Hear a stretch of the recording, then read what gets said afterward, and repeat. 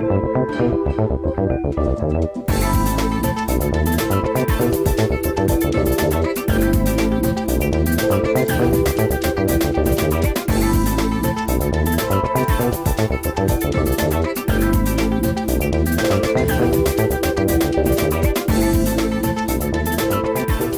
uma maneira simples, a gente pode dizer que a cibercultura é a cultura contemporânea. Nós estamos imersos nisso. Hoje, praticamente todos os processos sociais, no trabalho, no lazer, na educação, são mediados por esses dispositivos eletrônicos digitais. Esse é um termo já desde o final dos anos 80, né? Algumas pessoas têm utilizado esse termo para falar da cultura que emerge com esses novos dispositivos, principalmente com o surgimento dos microcomputadores, com a informática e com essa convergência midiática entre as novas tecnologias de base microeletrônica e as telecomunicações, né?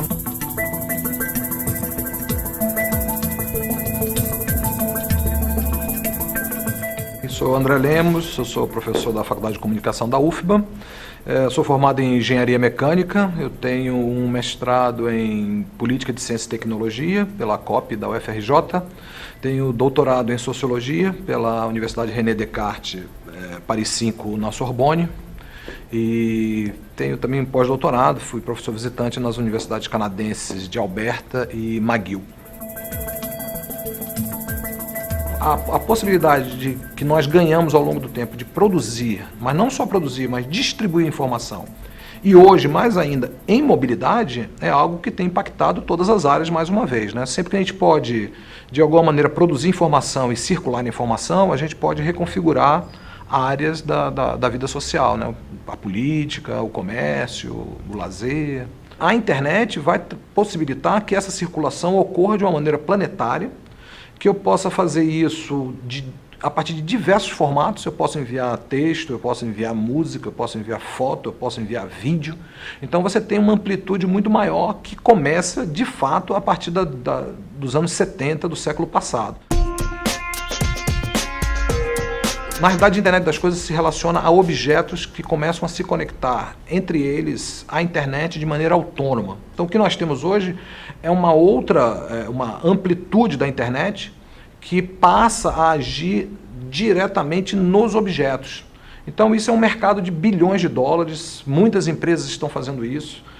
Hoje no mercado de consumidor, assim, acabei de voltar de uma viagem para o Reino Unido e você chega nas lojas, já estão vendendo isso, né? Então são sensores, termostato, lâmpadas inteligentes, relógios inteligentes, que tudo isso está conectado à internet, trocando informação de maneira mais ou menos autônoma e fazendo ação sobre outros objetos. É isso que tem se chamado de internet das coisas. Não significa que antes as coisas não estivessem na internet. O termo é ruim porque a internet é um híbrido de humanos e de não humanos. O que faz a internet é o usuário, é o software, é o cabo, é o computador, são as redes, são os protocolos. O que tem se chamado de internet das coisas é essa nova fase em que os objetos se conectam sozinhos. Por exemplo, se eu sair daqui agora, nós sairmos daqui e a gente deixar a luz acesa, a luz pode detectar que o teor de CO2 caiu. O teor de CO2 caiu significa não há ser vivo aqui dentro, logo desliga a luz desliga, manda um e-mail para a diretora da escola ou para o porteiro dizendo a sala 2 está totalmente ok, desligado o ar-condicionado e desligado, sem que uma pessoa humana tenha que vir aqui fazer isso. O acesso tem sido exponencial. É muito difícil a gente achar alguém que não tem acesso à internet, mesmo no Brasil.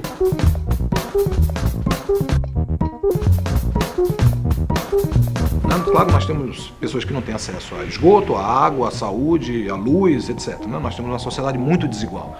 Mas o acesso tem crescido muito. Muitas das pessoas hoje acessam a internet pelo celular. E todo mundo tem celular no Brasil. Então, o problema para mim não é nem tanto o acesso, mas é a qualidade do acesso, que velocidade eu posso acessar as coisas, e como é que eu posso ganhar uma capacidade cognitiva de saber explorar bem a rede. Porque o problema não é a rede, mas o que eu faço com ela, né? Para que eu uso o Facebook, o Twitter? Né? Eu posso usar para botar a foto do meu gato, ou para mostrar o bolo que eu estou comendo, que é legal, não tenho nada contra.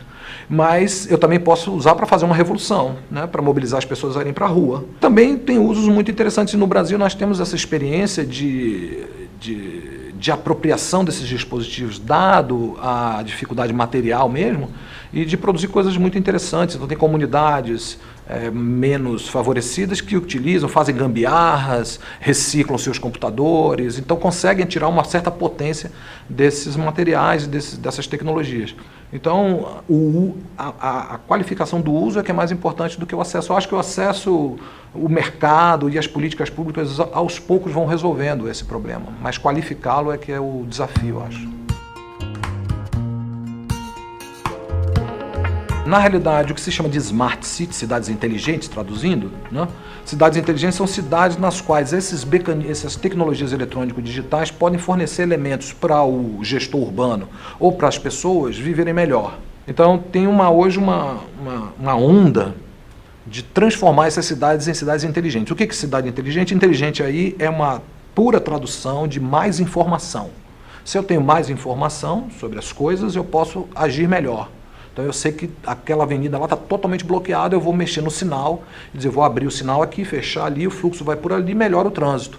Por exemplo, ontem ao sair de casa naquela tempestade, a primeira coisa que eu fiz foi olhar o Waze. Quando eu olho o Waze, eu vejo que não tem para onde ir, está tudo tomado, totalmente tomado. Essa é uma forma inteligente de entender como é que está o fluxo de pessoas na rua.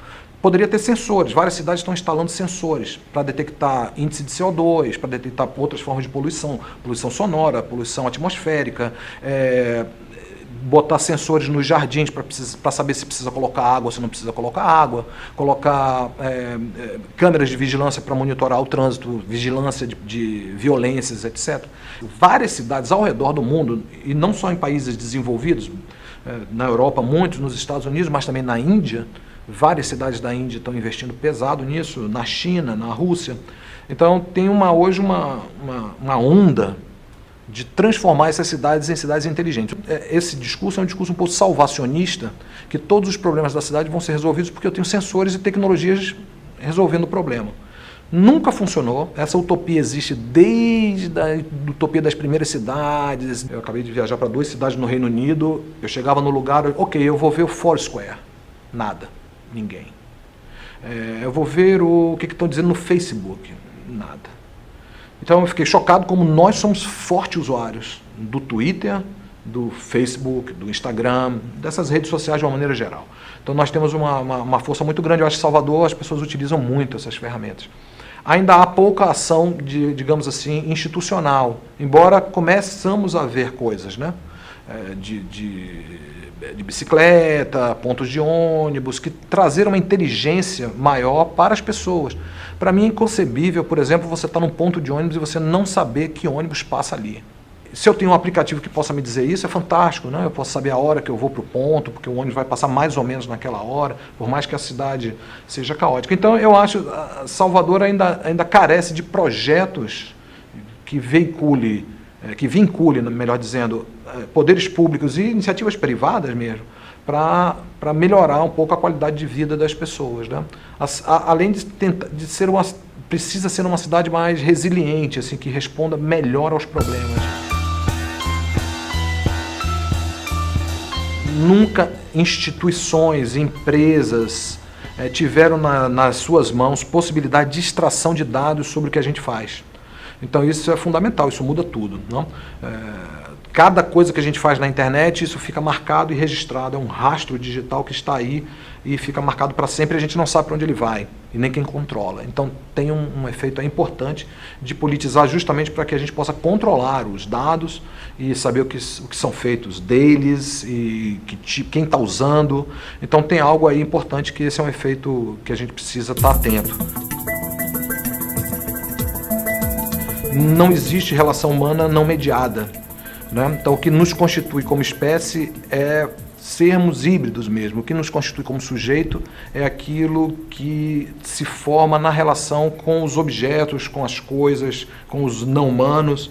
É isso que nos constitui como pessoas. Não há o humano de um lado e o objeto do outro. Nunca houve. A própria constituição da espécie vai se dar numa construção híbrida. O primeiro homo da nossa espécie é o Homo habilis, que começa a mexer nos dispositivos e produzir coisas. Então, a manipulação dos objetos constitui o sujeito. Isso não significa que eles sejam neutros e que tudo vale, né? O que significa que nós temos que politizar essa relação. Não é dizer, eu vou encontrar a pureza da relação humana se eu extirpar os objetos e as coisas. Você não vai encontrar humano nenhum se fizermos isso. O que nós temos que questionar é que tipo de relação eu desenvolvo com as coisas. O que eu faço com o meu carro? O problema não é ter o carro. Né? Qual tipo de conhecimento eu tenho do mundo se eu extirpar os livros, as mídias, o cinema, a fotografia? Nenhum, praticamente. Eu não conheço nada, porque a minha experiência de primeira mão é muito limitada a um círculo muito pequeno. Quando muitas pessoas sempre, quando vão analisar a internet ou essas novas tecnologias, dizem assim, o perigo é o isolamento. Na realidade, esse não é o perigo, na realidade esse é o problema. O problema é que as pessoas não ficam sós e não conseguem mais ficar sós. Né? Então, eu acho que para produzir qualidade do estar junto, a gente precisa se isolar de vez em quando.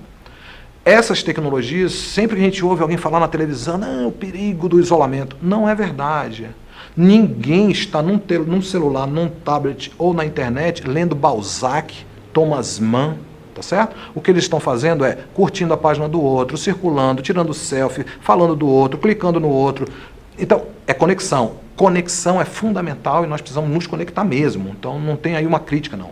Mas há um efeito colateral aí, que é essa incapacidade de se isolar. Ou não é incapacidade, mas uma certa dificuldade de estar sempre se colocando como o partícipe fundamental da ação, sempre no primeiro plano da foto. Né? O selfie, eu acho que é um marco disso. Né? Sempre você tem que estar ali na foto, tem que estar no Louvre, tem que tirar sua foto. Eu tenho que estar no Louvre, eu não posso apenas curtir o Louvre, eu tenho que rapidamente botar no Facebook que eu estou no Louvre, botar no Twitter que eu estou no Louvre, botar uma foto do Instagram que eu estou no Louvre e provavelmente o meu selfie.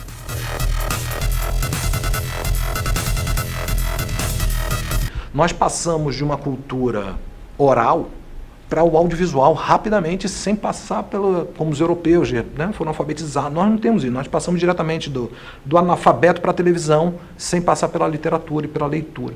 Eu acho uma perda, eu acho que é fundamental que a gente leia. Um pouco de isolamento é fundamental para eu poder me conectar melhor aos outros. Né? Então eu acho que a leitura tem isso. E o zapping rápido é legal, é importante, é bom você ter um panorama rápido do mundo, o que está acontecendo rápido, mas eu acho que há uma perda aí grande se você não se aprofunda muito ou não deixa alguém te contar uma história, né?